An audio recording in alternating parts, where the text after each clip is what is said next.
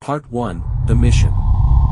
Keith had always been a soldier, but it wasn't until that night, that mission, that he truly understood what war meant.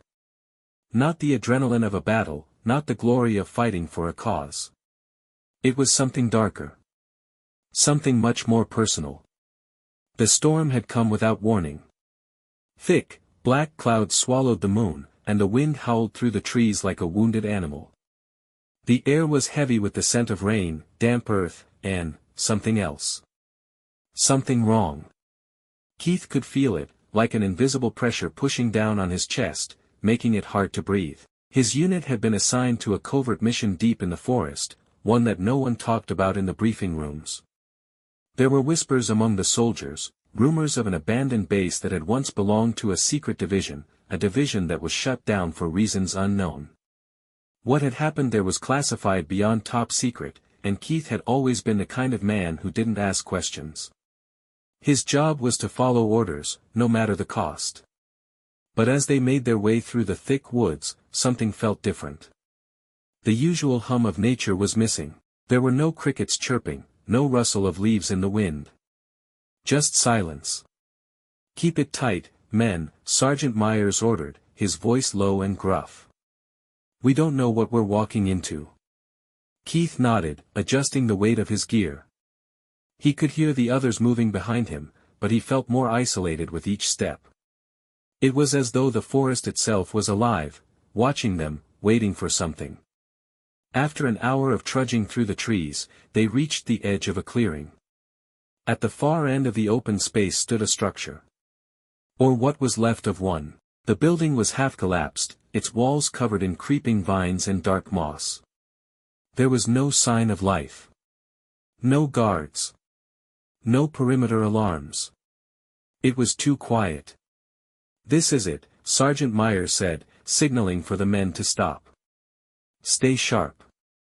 The group moved toward the structure in single file, their boots crunching on the wet ground. Keith's eyes flicked nervously to the trees around them. The hairs on the back of his neck prickled. His instincts were screaming at him to turn back, but that wasn't an option. Not now. The doors of the facility creaked open with a groan, and they stepped inside. The air was thick, stale, as if it hadn't been disturbed in years. The interior was dimly lit by flickering, broken lights hanging from the ceiling. Dust hung in the air, particles drifting lazily in the weak light. Keith felt the cold immediately, but it wasn't the kind of cold that came from being in an abandoned building, it was something else. An unnatural chill, like the kind you feel when you're being watched. "Spread out. Search the area," Sergeant Myers ordered. Keith nodded, stepping cautiously through the decaying hallways. The walls were lined with metal doors, most of which were rusted shut or partially open. Some of the rooms were empty, filled with broken equipment and forgotten papers. But others had remnants of something more sinister. In one room, Keith found a desk covered in faded documents, some of which were burned at the edges. They were dated just a few years prior. A strange symbol was scrawled on the bottom of one of the pages, something Keith didn't recognize. It looked almost wrong, as if it had been written by someone not quite human. "Keith, you good?" Sergeant Myers' voice crackled over the comms, snapping Keith out of his thoughts. "Yeah," Keith replied, shoving the papers into his bag. "Just checking things out." He walked farther down the hall, his boots echoing in the silence. At the end of the corridor, a door stood ajar. Inside, the room was pitch black, the only light coming from the flickering bulb overhead. Keith stepped inside, his heart pounding in his chest. The room was cold, frigid, but that wasn't the worst part. On the far wall was a large, metal cage, its door hanging open, the rusty hinges squealing as they swung in the wind. The cage was empty, but there were dark stains on the floor, soaked into the concrete. Keith could make out shapes in the darkness, twisted and deformed. His stomach churned. And then, he saw it. A single, pale handprint on the wall.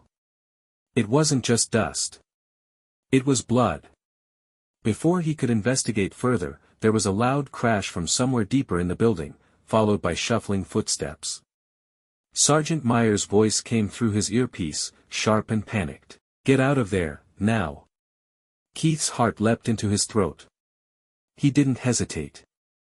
His feet carried him out of the room, but before he could turn the corner, he saw something that made him freeze in his tracks. A figure. A man, or something that looked like a man, standing in the hallway ahead of him. The figure was dressed in military fatigues, but the face was wrong. It was pale, gaunt, and the eyes were too wide. There was something about the way it moved that made Keith's blood run cold. It wasn't right. And then the figure turned its head to look at him. Keith froze, the air thick in his lungs. His mind screamed at him to run, but his body refused to obey. The figure opened its mouth, and Keith heard a voice that wasn't his. "You shouldn't have come here." Part 2, The Unseen Enemy. Keith's blood ran cold as the figure's voice echoed through the corridor. It wasn't just a voice, it was a whisper that crawled beneath his skin, sending tremors down his spine. For a moment, time seemed to stretch, the air around him thick and suffocating. The figure didn't move, but Keith could feel its gaze. The eyes were wide, almost unnatural, like dark pools that sucked in the light around them. They glowed faintly in the dark hallway, reflecting something wrong. The man, or whatever he was dressed in military fatigues, but his skin had a waxy pallor to it, like he hadn't seen sunlight in years. Keith's throat tightened, his hand instinctively going to his weapon. But before he could draw it, the figure tilted its head slightly, as if it could read his every thought. "You're not supposed to be here," the figure whispered again, its voice sounding like 100 voices speaking in unison, each one more distorted than the last. Keith swallowed hard, trying to control the rising panic in his chest. "Get out. Now." He forced his legs to move, backing away slowly, but every step felt heavier, like the air was thickening around him, pulling him in. The figure didn't follow. Instead, it tilted its head even further, the sound of cracking bones echoing in the stillness. "We are the forgotten. The lost," it hissed, the words dripping with malice. "You can't leave. You never can." Keith turned and ran. His boots slammed against the concrete floor as he sprinted through the darkened halls. He heard the echo of his own footsteps, but there was something else, something trailing him. The sound of dragging feet, slow and deliberate, growing louder with each passing second. He could feel it closing in on him, but he didn't dare look back. The building seemed to stretch before him, the hallways endless, a maze that shifted with every turn. The stench of decay filled the air, thick and nauseating, and every shadow seemed to move, flickering in the dim light like dark tendrils reaching for him. He rounded a corner and almost collided with Sergeant Myers, who was standing still, his face pale and drawn. Myers' eyes were wide, too wide, his pupils constricted to pinpricks. "Sergeant!" Keith gasped, but Myers didn't respond. He just stood there, staring straight ahead, unblinking, his mouth moving as though he were whispering something to himself. Keith grabbed his arm, shaking him. "Sergeant, we need to get out of here, now." Myers didn't react. His body was stiff, rigid as a corpse. But then, without warning, his head snapped around to face Keith, the motion too fast, too unnatural. His lips curled into a grotesque smile, revealing teeth that were far too sharp, far too many. "You cannot leave," Myers said, his voice now distorted, far deeper than before. "You belong to us now." Keith stepped back, heart pounding, sweat running down his face. The hairs on his neck stood on end, the air vibrating with an oppressive weight. The walls seemed to pulse, breathing with a life of their own. "No," Keith whispered to himself. "This can't be real. It's not real." But as he looked into Myers' eyes, those cold, empty eyes, Keith knew. This was no longer just a mission. This was a nightmare. And he was trapped inside it. Myers didn't move again. His gaze remained fixed on Keith, the smile never fading. And then the hallway seemed to distort. The walls rippled, as though reality itself were warping, and Keith could see the edges of the building beginning to tear. Long, jagged cracks appeared in the walls, and through them, Keith could see something else. Another place. A place twisted and dark, filled with shadows and shapes that didn't belong in the world. The air was thick, like smoke, and the ground seemed to undulate beneath his feet. The crack in the wall grew wider, and Keith could hear a low, guttural growl from the other side. "It's too late," Myers' voice echoed, and Keith's stomach turned. "You've crossed the threshold. There's no going back." Keith didn't wait another second. He turned and ran, not looking back, not caring where he was going anymore. He just had to get away. But the farther he ran, the more distorted the building became. The corridors stretched on forever, twisting into impossible angles, doors leading to places that shouldn't exist. Shadows danced along the walls, flickering like shadows of long-dead soldiers. The air was thick with whispers, voices from the past, the forgotten ones who had been trapped in this place. The building was alive. It was breathing, watching, pulling him deeper. He turned a corner and found himself in another room, a large, open space. The floor was slick with something dark and viscous, a foul-smelling substance that covered everything. But it wasn't just the floor that made his blood run cold. It was the bodies. Lifeless figures hung from the ceiling, suspended by thick chains. Their faces were twisted in eternal agony, eyes wide open, mouths agape in silent screams. Their bodies were in various stages of decay, but their uniforms, military uniforms, were unmistakable. Keith's breath caught in his throat. These were soldiers. His brothers in arms. Soldiers who had come here and never left. Their souls were trapped, caught in this nightmare just like him. And then he heard it, the sound of footsteps. But these weren't the footsteps of his comrades. These were other footsteps. Slow, deliberate. Something, or someone, was coming toward him. Keith's eyes darted around the room, looking for an escape, but the door he'd entered through was gone. It had disappeared, replaced by a wall of shadows. "No, no, please," he whispered, backing into the corner. "I don't belong here. I don't belong here." The footsteps grew louder, the air growing colder with each step. From the shadows, a figure emerged.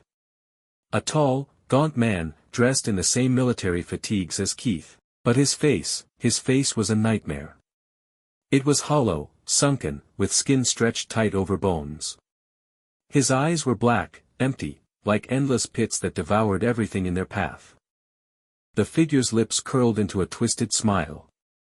"You will belong," it said, its voice low and rasping, like the sound of dry leaves being crumpled. "You will be one of us." Keith's heart hammered in his chest as the figure stepped closer, its hand reaching for him. Part 3, The Soldier's Last Stand. Keith's pulse thundered in his ears as the gaunt figure stepped closer, its long, twisted fingers reaching toward him. The air seemed to grow thicker with each passing second, pressing in on him from all sides. The darkness around him was alive, writhing, pulling him deeper into something he couldn't escape. He turned and ran, his boots slipping on the slick, dark floor. The shadows stretched and shifted as if the building itself were trying to consume him. Every turn he took led to another dead end, every door he tried to open slammed shut in his face. Behind him, he could still hear the footsteps. Slow, deliberate. But they weren't human. They were like the sound of something ancient, something that had been walking the earth long before men ever learned to fight. The walls around him twisted and contorted, growing closer together, as if the building was folding in on him. Keith's breath came in ragged gasps. His mind raced, trying to calculate his next move, but it was hard to think when panic clawed at his chest. The oppressive weight of the place was smothering him. He stumbled into a large chamber, a circular room, its ceiling arched high above him. The walls were covered in grotesque murals, scenes of soldiers in combat, but the faces were blurred, indistinct, like they had been erased. As Keith stepped into the room, the air grew even colder, and he realized he wasn't alone. He froze. Standing in the center of the room were figures, more soldiers, just like him. But they weren't alive. Their eyes were wide open, staring into nothingness, their bodies stiff and rigid. Some were hanging from chains like the others he'd seen earlier, while others were standing, their faces frozen in silent screams. It was then that Keith realized the truth. They were all dead. The soldiers around him had never left this place. They had been taken, their souls trapped in the walls of this cursed building. The nightmarish energy of the place had bound them here, using their bodies as vessels to feed on their torment, their fear. Keith's heart slammed against his ribs. His stomach churned as the realization sank in. He was next. A voice, deep and raspy, echoed through the chamber. You cannot run, Keith. You cannot hide. It wasn't the gaunt figure this time. It was the voice of the building itself, or whatever entity inhabited it. Keith's body trembled in response, but he forced himself to stay still, searching desperately for an escape. He wasn't going to die here. Not like this. This is your fate, the voice continued. You will be one with us. You will join the forgotten. The lost. Keith's hands clenched into fists. He wasn't ready to become another faceless soldier, another lost soul in this hellish place. He couldn't. Not after everything he had fought for.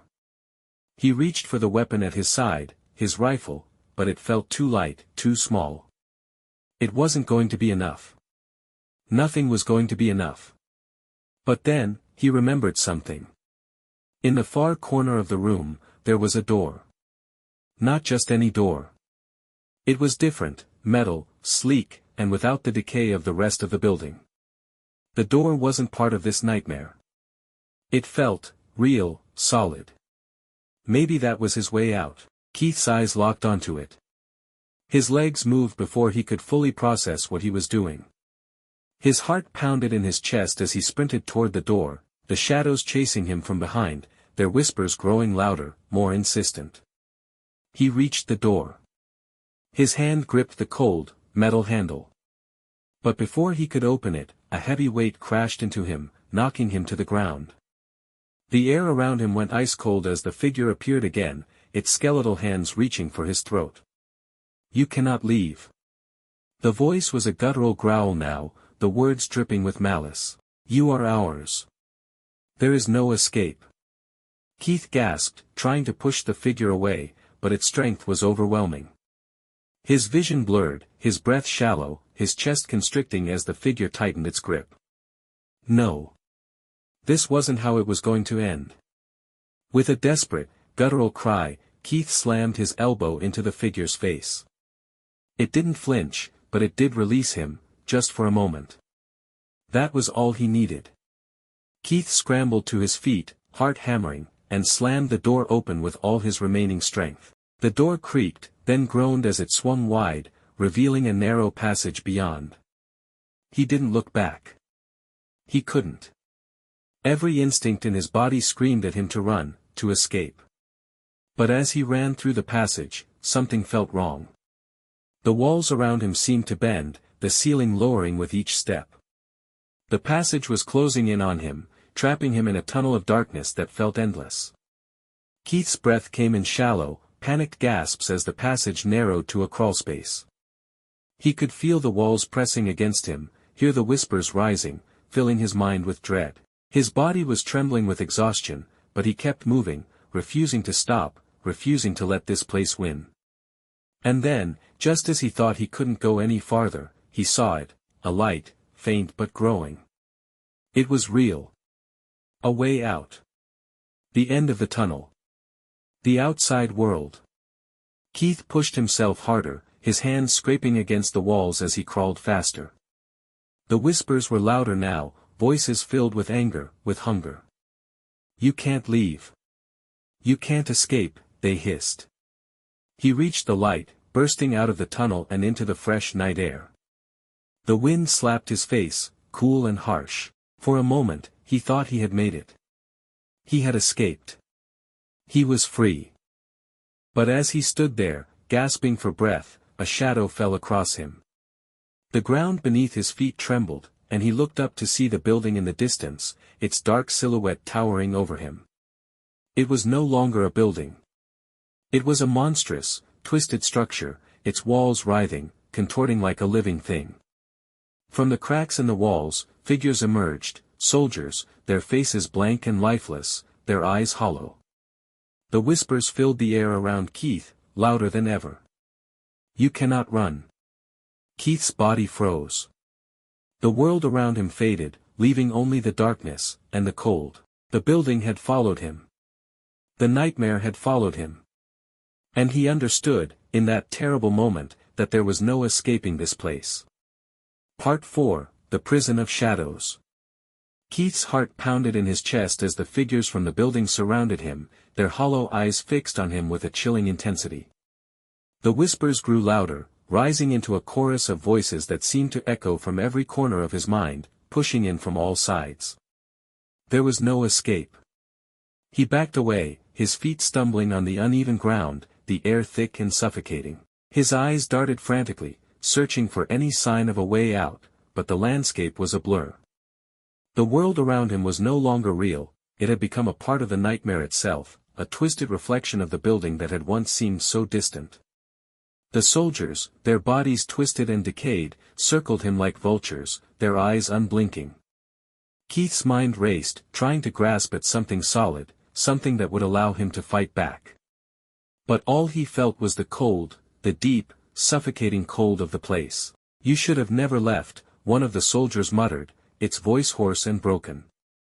It was the same voice that had whispered through the building, the same voices that had tormented him since he stepped foot inside. Keith couldn't think. His body was moving on instinct, but it felt wrong, sluggish. The world seemed to blur around him, shifting and twisting like he was trapped inside a bad dream. He turned, running toward the woods in the distance, but the ground beneath his feet seemed to shift, pulling him back. The forest had once been his escape, his refuge, but now it was just another part of the nightmare. The trees stretched high above him, their gnarled limbs clawing at the sky like the hands of the dead. The forest was closing in on him, trapping him in its grip. He stopped. There was nowhere to run. Behind him, the soldiers slowly advanced, their eyes gleaming with hunger. Keith's breath hitched in his throat as he tried to gather his thoughts, but the more he thought, the more the whispers filled his mind, drowning out everything else. He couldn't think. He couldn't breathe. One of the soldiers, the gaunt figure he had seen earlier in the building, stepped forward, its skin stretched tight over its skull. Its eyes locked onto Keith's, and for a moment, Keith saw something in them, a flash of recognition, something that made his blood run cold. "You're one of us now," the figure said, its voice a low, echoing rasp. "You've crossed over. You've become part of the shadow." Keith's heart skipped a beat. The shadow. He remembered the symbols from the building, the eerie symbols that had been scrawled on the walls, the pages of the documents. He had thought it was just some twisted artifact, some sign of the experiments gone wrong. But now, standing face to face with these lifeless figures, Keith realized the truth. It wasn't an experiment. It was a curse. A trap. A prison. The building had been a door. A gateway, and Keith had walked right through it.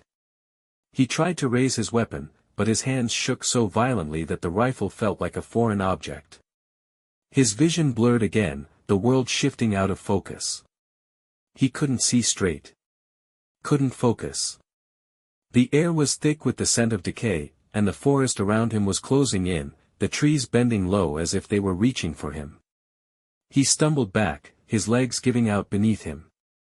His back hit the ground with a sickening thud, the cold earth pressing against his skin like a heavy weight. The soldiers circled him, their faces twisted in a grotesque imitation of human expression, their eyes burning with something ancient and terrible. Keith's breaths came in shallow gasps. He was no longer sure where the nightmare ended and reality began. The shadows had taken root in his mind. He couldn't escape them. Couldn't escape the curse of the building. The gaunt figure knelt beside him, its face inches from his own. Its breath smelled of rot and death. "You will be with us forever," it whispered. "You will never leave. You will never wake up." The ground beneath him seemed to ripple, the earth itself shaking as though the entire world was collapsing. Keith's body tensed, his muscles seizing in agony. His vision blurred, his senses overwhelmed by the crushing pressure of the place. And then, just as it seemed that all was lost, there was a sudden flash of light. It was brief, a single moment, but it was enough. For a fraction of a second, everything around him stopped. The shadows paused. The figures stilled. Keith's mind cleared, and for the first time since he had entered this hellish nightmare, he remembered something, a name. Clara. Clara had been his medic. His ally. She had been with him through some of the worst days of the war, keeping him alive when it seemed impossible. He had to find her. She was his last hope. He wasn't sure how he knew it, but in that moment, it didn't matter. He had to get back to her. Clara was the key. She was the one who could help him break free. The shadows hissed, sensing his shift in focus. The gaunt figure lunged toward him, but Keith didn't wait. He scrambled to his feet, his legs shaky, his body screaming in pain, but he didn't care. His mind was clear now. Clara was out there. He could find her. He had to. With all the strength he could muster, Keith turned and ran. The soldiers followed. The shadows clawed at his back, trying to drag him down, but he didn't stop. He couldn't. His mind was focused on Clara, on the hope of escape, on the promise of freedom. The nightmare was all around him, but for the first time, Keith knew what he had to do. He had to get to her. He had to make it out. He burst through the trees, the cold air biting at his skin. His feet hit the ground with a heavy thud as he pushed forward, the forest thinning ahead. In the distance, through the fog, he could make out the faint outline of something familiar. A road. A way out. But as he ran, the ground trembled again. The shadows were closing in. The whispers were louder now, and he could hear the voice of the gaunt figure calling after him, its voice a low, rumbling growl. "You will never escape, Keith. You are ours." But Keith wasn't listening anymore.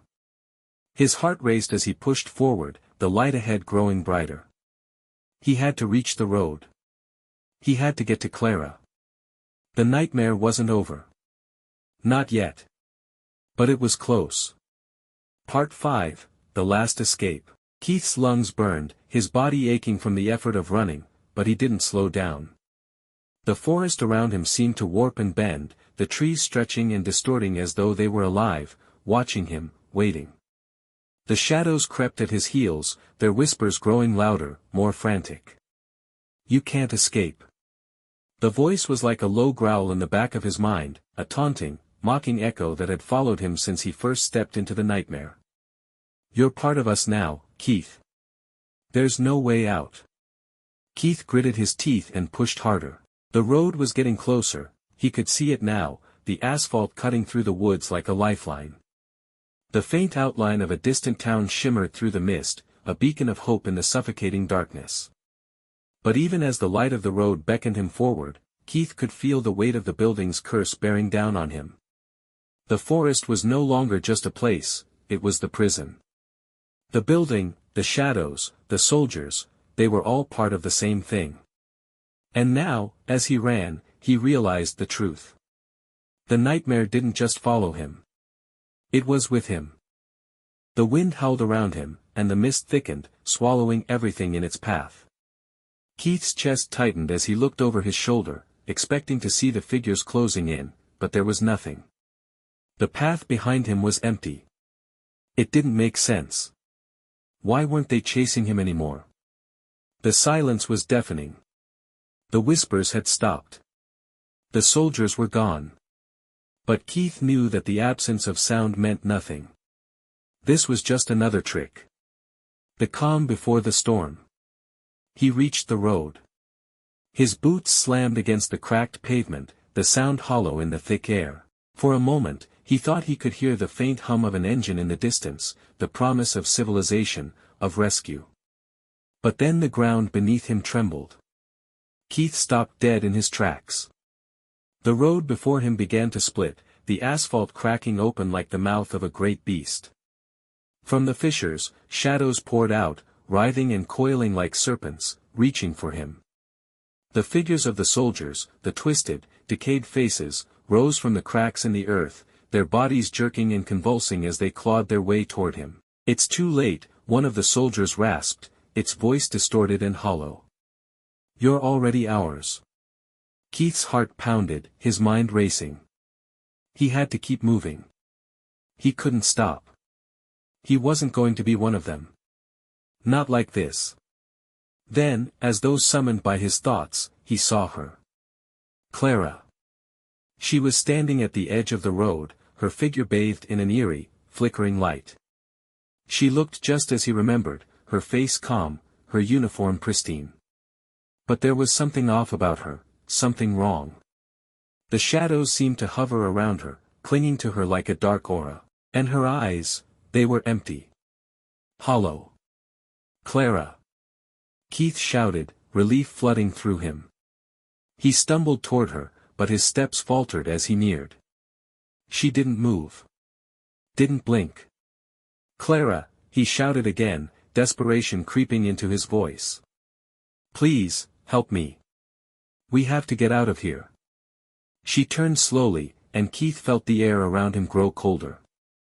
Her lips parted in a faint, hollow smile. "You shouldn't have come here, Keith," she whispered, her voice distant, almost otherworldly. "This is where we belong. This is where we're meant to be." "No," Keith gasped, his voice breaking. "No, Clara. You're not, this isn't you. You're not one of them." She stepped forward, her eyes locking onto his, the emptiness inside them growing wider, deeper. "It's too late for me. And it's too late for you, too." Keith staggered backward, his heart hammering in his chest. Something wasn't right. This wasn't the Clara he knew. The Clara he had fought beside had never looked at him with such coldness.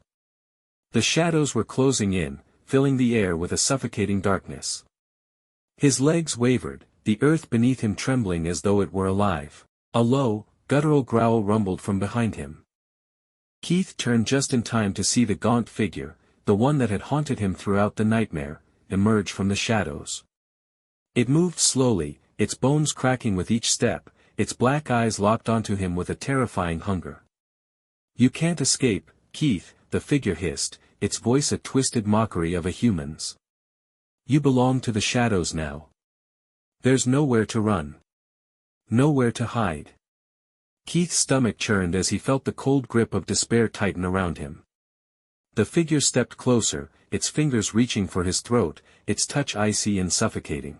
But then, something strange happened. A flicker of light. A burst of warmth. Keith's hand shot to his chest, where the small pendant Clara had given him, the one he'd almost forgotten in the chaos, was still hanging around his neck. It was glowing. A soft, golden light that grew brighter with each passing second. Clara's face twisted in horror. No. Keith didn't understand what was happening, but instinctively, he gripped the pendant tighter. The light burst forth, filling the entire road, washing over everything.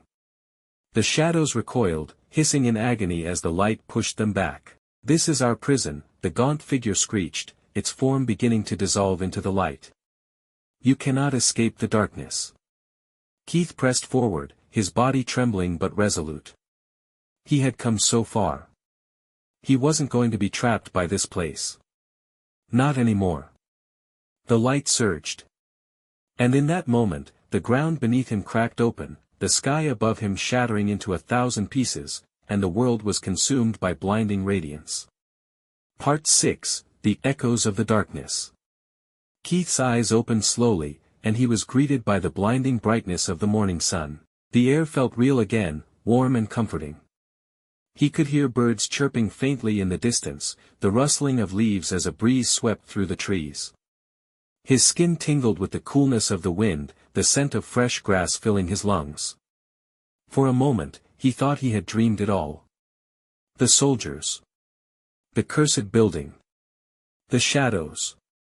It all felt so distant now, like a nightmare that had been washed away by the light. But then, he looked down at his hands. The fingers that gripped the pendant were stained with dirt, the flesh raw and trembling, as though it had been through something impossible.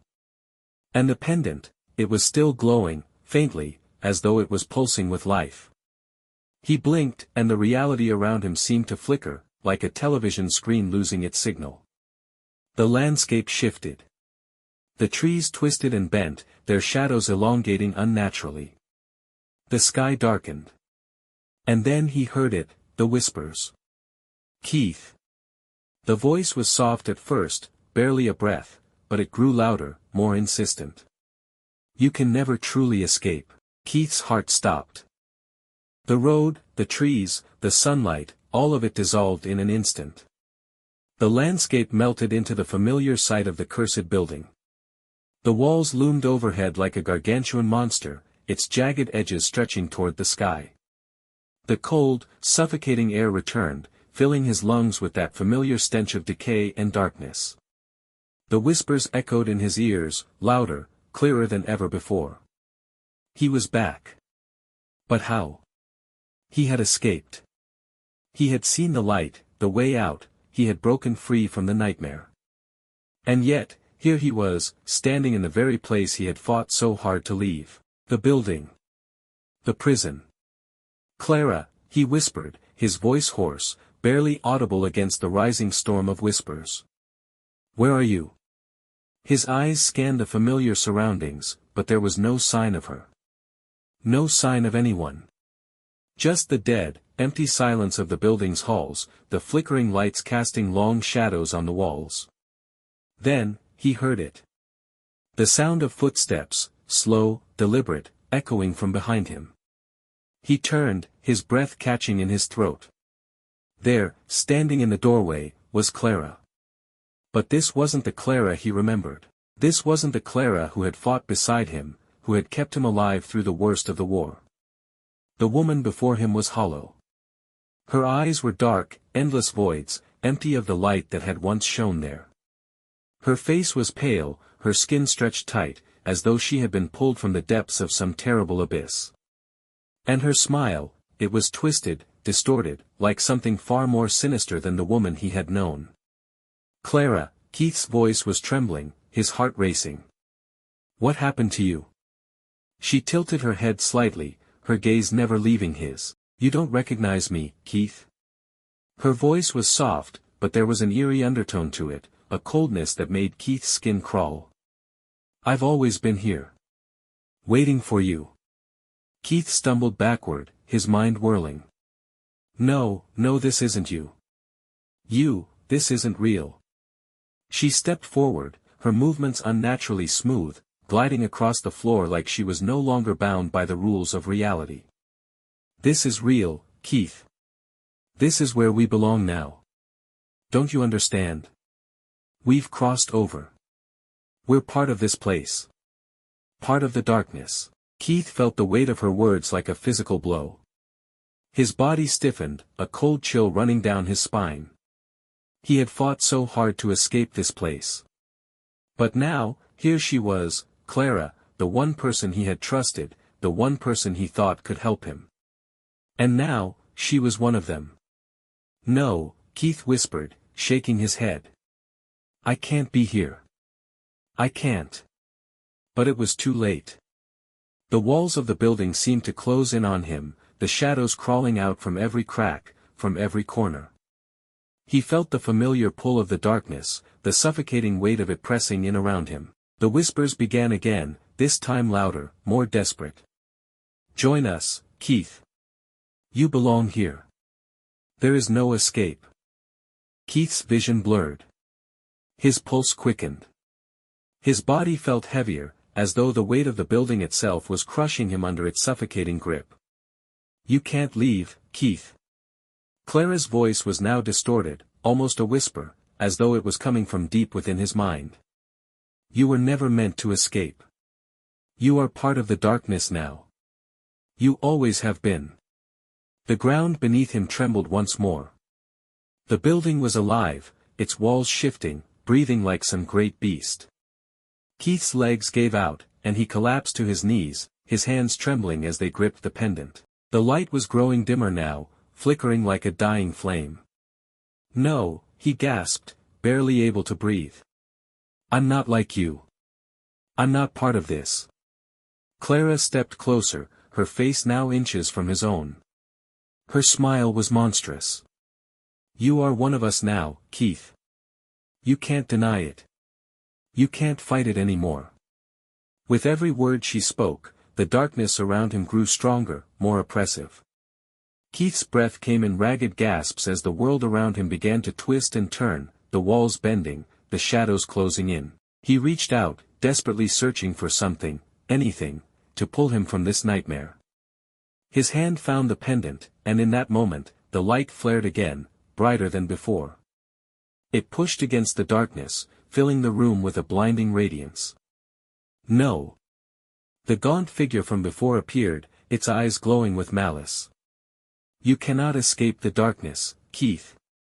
But Keith didn't stop. He squeezed the pendant tighter, focusing on the light, on the warmth, on the one thing that had given him hope. And then, just as the building seemed to consume him, the light exploded outward, filling every corner of the cursed place. The walls trembled, cracked, and began to crumble, the shadows screaming in agony as they were forced back. Keith felt the pull of the light, the warmth of it, wrapping around him like a blanket. The whispers faded, and the darkness dissolved, piece by piece, until nothing remained but the light, and the distant sound of the wind.